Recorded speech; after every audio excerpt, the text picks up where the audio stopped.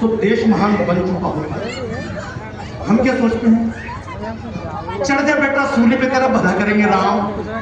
महाराज जी कर तो रहे देश का काम, मोदी जी कर तो रहे, मुख्यमंत्री कर तो रहे, हम क्यों करें? हम जब भी देश को बोलते हैं, हम बोलते भारत, जोर से बोलो भारत। अच्छा, जैसे अपन बोलते भारत माता की जय, आप लोग तो टीवी देखते होंगे, कभी आपने सुना क्या अमेरिका के राष्ट्रपति ने भाषण दिया और बाद में बोलो अमेरिका माता की? क्यों? अपने प्रधानमंत्री बोलते कि नहीं बोलते? अपने राष्ट्रपति बोलते, तो अमेरिका के राष्ट्रपति क्या दिक्कत है भैया? अमेरिका माता क्यों नहीं हो सकती?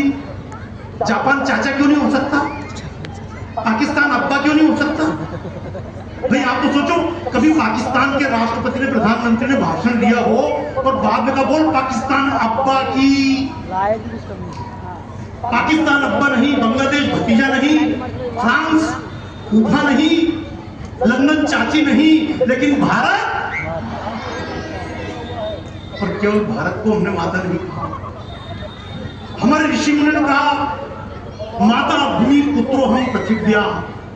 केवल हम भारतीयों में, दुनिया के किसी भी देश में चले जाइए, फादरलैंड कहते हैं, तालियां बजाओ, माता कहने का कंसेप्ट और हमारे बीच में ये गाने का मौका मिल रहा ना, भारत माता की जय बोलने का मौका भारत में पैदा होगा इसलिए मिल रहा।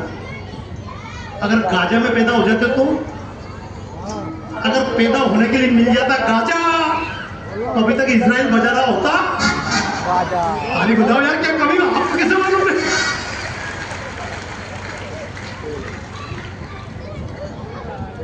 अरे तेरे को मालूम बेटा, बेटा मोबाइल है, आराम से बैठ, तू आराम से बैठ, अरे आराम से बैठ यार,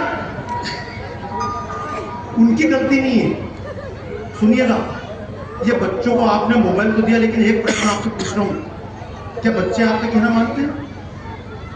क्या आपकी हिम्मत थी अपने माँ बाप के सामने कुछ कर दे? हिम्मत थी क्या? लेकिन ये बच्चे आपका कहना मान रहे हैं। और फिर भाषण सुन के यज्ञ हुआ, महाराज जी ने इतना अच्छा प्रवचन दिया, स्वामी जितेंद्रानंद जी बोले, महाराज जी बोले देश बदल देंगे। अरे तुम अपनी मर्जी से टीवी का चैनल नहीं बदल सकते, देश बदल दोगे। मुझे कोई गलतफहमी नहीं कि मेरे को सुनने के बाद आप लोग सुधर जाओगे, क्योंकि हम खुद नहीं सुधरे।